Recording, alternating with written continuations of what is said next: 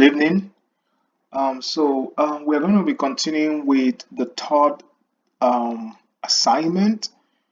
This has to do with manipulating the string class to, see how the various methods in the string class work together with the scanner input.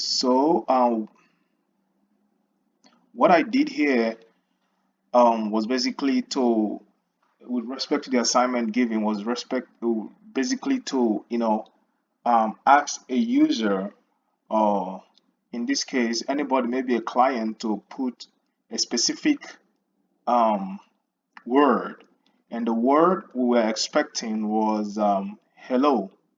So to put that in perspective, the person comes here to type hello.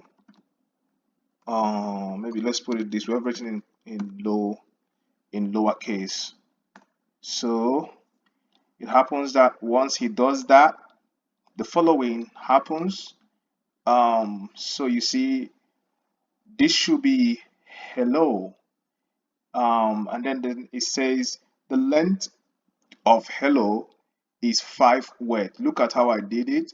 So here I, initiated the scanner class, entered the question, and then the input. So I converted here.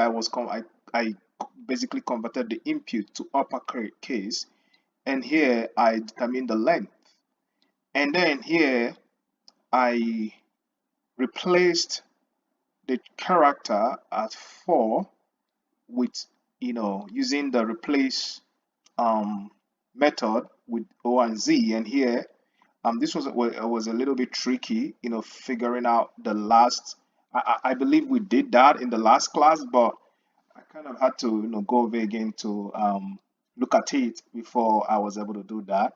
And so there are two ways to do this. Either you use the substring or you use the char. In this case, we are told to use the char, so I use the char, and so I can just comment out the substring aspect of it, and then basically that is what it is, and then you close your scanner, and then you concatenate. Yeah, I mean, yeah, that's how it goes. Thank you.